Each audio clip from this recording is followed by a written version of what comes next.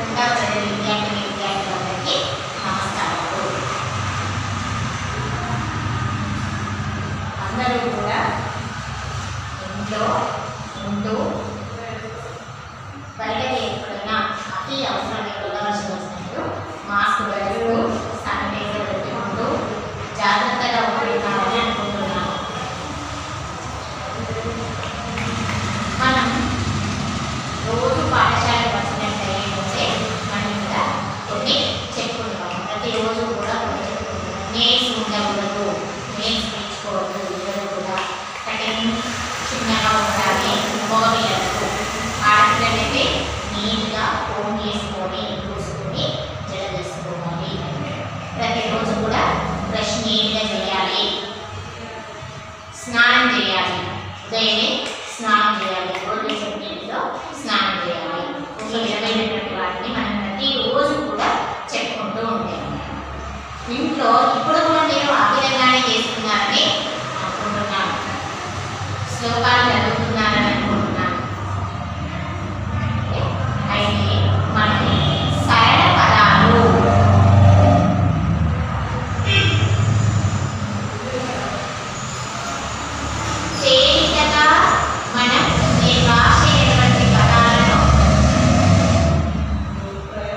తేలికగా మనం రాసేటువంటి పదాలను సరళ పదాలు అని అంటారు అని చెప్తున్నాం.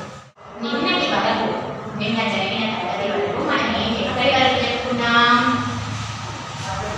అనా వరకు చెప్పుకున్నాం. అనా తర్వాత తా. తా అనగానే మీకు మైండ్ కావాలి. తా ఏ విధంగా రాస్తారు? ఏ విధంగా ఉన్న అక్షరాన్ని మనం తా అని పలకాలి అనేది మీకు గుర్తు రావాలి. ఆ విధంగా వర్ణమాలను మీరు గుర్తు పెట్టుకోవాలి.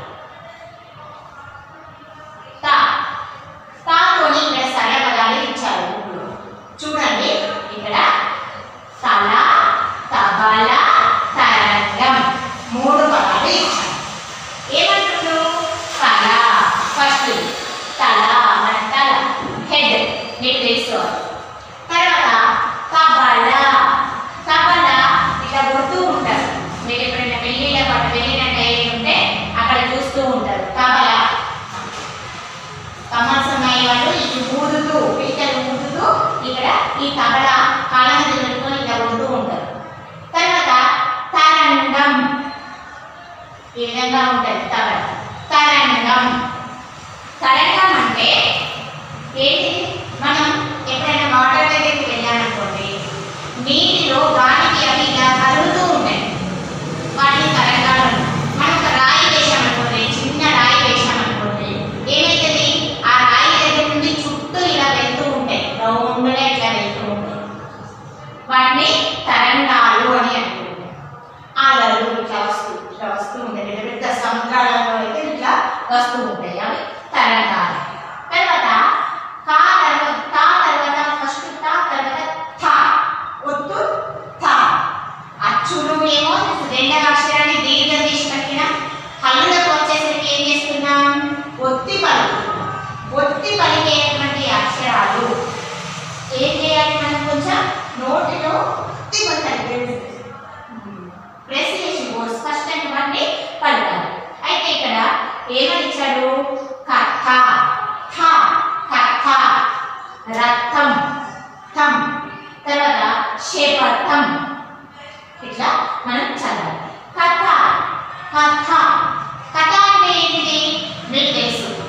ఇంట్లో పెద్దవాళ్ళు, గ్రాండ్ పేరెంట్స్, నాన్నమ్మ, అమ్మమ్మ, తాతయ్య ఇట్లా ఉన్న టైం వాళ్ళు ఏం చేస్తారో కథలు చెప్తూ ఉంటారు. స్టోరీ ఇంగ్లీష్లో స్టోరీ అంటారు. వాటిని మనం తెలుగులో కథ. కథ వచ్చిందంటే మీరు ఏం చేయాలి? ఎప్పుడైనా గుర్తు పెట్టుకోవాలి. ఒత్తుగా రాయాలి. అక్కడ కథ అని ఒత్తి పలుకుతున్నారు కాబట్టి. రథం, రథం. దేవుని గుళ్ళల్లో రథం చూస్తూ ఉంటారు మీరు. దేవుని పెట్టి బ్రహ్మోత్సవాలప్పుడు కానివ్వండి, ఏదైనా ఉత్సవాలప్పుడు, పండుగ అక్కడ జరిగినప్పుడు, దేవునికి సంబంధించినటువంటి ఉత్సవాలప్పుడు రథం పైన దేవుడిని పెట్టి తిప్పడం అనేది జరుగుతూ ఉంటుంది. రథం. అంతకుముందు పూర్వకాలంలో అయితే రాజులు ఈ రథంలో కూర్చొని ఎక్కి వెళ్ళి యుద్ధాలు చేయడం, రథంలో అడవికి వెళ్ళడం అట్లాంటివి చేసేవారు. తర్వాత శపథం, శపథం చేసుకున్నాను అని అంటారు. మీరు ఇంగ్లీష్లో ఏమంటారు? ప్రామిస్ అంటారు. ప్రామిస్ అని అంటారు. తెలుగులో ఏంటిది? నేను శపథం చేసుకున్నాను. ప్రతిరోజు మీరు ఏం చేస్తారు? ప్రతిజ్ఞ చేస్తారు. ఏం చేస్తారు? ప్రతిజ్ఞ. కానీ మీరు ఏమన్నారు? నేను ఇది కంపల్సరీ చేస్తా, మర్యాదగా క్రమశిక్షణతో ఉంటా, మర్యాదగా ఉంటా, పెద్దవారిని గౌరవిస్తా అని మీరు కంపల్సరీ ఆ పనులు నేను చేస్తా అని చెప్పినట్టు. నేను ఇంగ్లీష్లో అంటే ప్రామిస్ చేస్తున్నా అని చెప్తుంది.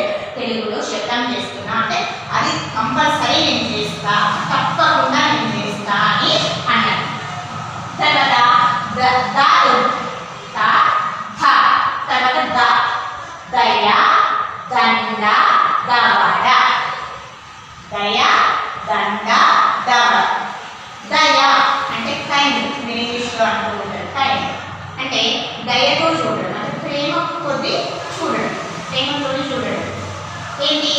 ఏమైనా కొందరు ఉంటారు ర్యాష్గా ఉంటారు, కొంచెం కఠినంగా ఉంటారు, వాళ్ళు మాట్లాడితే గట్టిగా మాట్లాడుతూ ఉంటారు, భయం ఉంటుంది. కానీ కొందరు ఏం చేస్తారు? మంచిగా సున్నిత మనసుతోని మంచిగా ఉంటూ ఉంటారు. దయ, ప్రేమ కలిగినటువంటి వారు దయ అని అంటారు. దయ చూపించడం అని అంటూ ఉంటారు. దేనినైనా కొంచెం తప్పు జరిగినా ఏమైనా జరిగినా కూడా వాటి మీద మనం పెద్దది ఏముంటే దాన్ని కన్నతో వదిలిపెట్టడాన్ని దయ అని అంటూ ఉంటారు. దండ, దండ తెలుసు, వేసుకుంటూ ఉంటారు. దండ, దేవుడికి దండలు వేసుకుంటారు, మాలలు వచ్చి వేసుకుంటారు. దండ, మాల అవి దాన్ని మనం దండ అని అంటూ ఉంటాం. మనం పూలు పుచ్చుకొని అల్లుకొని చెప్పుకుంటాం, పూల దండ అని అంటూ ఉంటాం. తర్వాత దవడ, ఇది దవడ. తర్వాత ఒత్తు ధర, ధనం, ధవలం. ఏమంటారు? ధర, ధనం, ధవలం అని ఇక్కడ. అయితే ధర, ధర అంటే ఏంటి? భూమి. ధర అని అంటే మీకు బుక్ చూసినట్టే ఏంటి? ఏదైనా బుక్ చూసినట్టు, తెలుగు బుక్ చూసినట్టే ఏంటి? దానికి ముందు ధర అనేస్తారు. ధర ఇన్ని రూపాయలు, 50 రూపాయలు, 40 రూపాయలు అని ఇక్కడ ఇస్తూ ఉంటాడు. ప్రైస్ అంటారు ఇంగ్లీష్లో, లేకపోతే ఎస్ పెట్టి ఇస్తూ ఉంటాడు. అయితే ఆ ధర వేరు. ధర అంటే లేదా దానికి మీరు ఉన్నటువంటి పైసలు ఎంత కట్టాలో దాన్ని ధర అని అంటారు. ధర అంటే భూమి, ధరణి అని అంటున్నారు. ధర అంటే భూమి, ధనం అని అంటే పైసలు, డబ్బులు, ధనం, డబ్బు. తర్వాత ధవలం అని అంటే ఏంటి అంటే తెలుగు రంగు దానిని ధవల వర్ణం అని అంటారు. వర్ణం అంటే రంగు, ధవలం అని అంటే తెలుగు, ధవల వర్ణం అని అంటారు తెలుగు రంగు. తర్వాత నాకుని నగ, నరం, నడక. నగ మనం వేసుకుంటూ ఉంటాం, ఆడవాళ్ళు మెడలో వేసుకుంటూ ఉంటారు నగలు, హారము, నగలు ఇవి పెట్టుకుంటూ ఉంటారు. అన్ని నగ, నగలు అని అంటారు. ఎక్కువ ఉన్నట్టయితే నగలు అంటారు, కానీ ఉన్నట్టయితే నగ అని అంటారు. తర్వాత నరం, నరం అంటే మనకి ఇక్కడ ఉన్నటువంటి ఇది లోపల ఉండే నరం తెలుసు కదా, ఇది మన స్కిన్ పై లోపల ఉన్నటువంటి నరాలు. ఆ నరాల నుండి ఏమవుతుంది? రక్తం ప్రవహిస్తూ ఉంటుంది. తర్వాత నడక, నడవడం, నడుస్తూ ఉండడం. ఇవి ఇక్కడ ఉన్నటువంటి తా నుండి నా వరకు పదాలు ఇక్కడ ఉన్నాయి. ఈ తా నుండి నా వరకు ఉన్నటువంటి పదాలను మీరు రాసి సాధన చేయండి. అవి ఎలా రాయడం అనేది రావడం ముఖ్యం. రాశామా అంటే నేనేం చెప్పాను? 3 సార్లు రాయాలి అని చెప్పాను. ఆ 3 సార్లు రాసేలోపు మీకు అది రావాలి. ఆ అక్షరం మనం నగా అంటున్నాం. నా ఎలా ఉంటుంది అక్షరం? నా అంటే నేను దేన్ని రాస్తే అది నా అవుతుంది అనేది మీకు మైండ్లోకి రావాలి. నా నగా అని ఇట్లా రాయడం అనేది రావాలి. మీరు రాస్తూ సాధన చేస్తూ ఉంటేనే, చిన్న తరగతి నుండి మంచిగా నేర్చుకుంటేనే పెద్ద తరగతికి వెళ్ళిన తర్వాత కూడా చదవడం రాయడం తేలికగా జరుగుతుంది. కాబట్టి ఏ రోజు ఆ రోజు తప్పకుండా రాయండి. పుస్తకాలు అందరూ కూడా కొనుక్కోవాలి, నోట్బుక్ కూడా కొనుక్కొని ఏ రోజు ఆ రోజు రాయండి.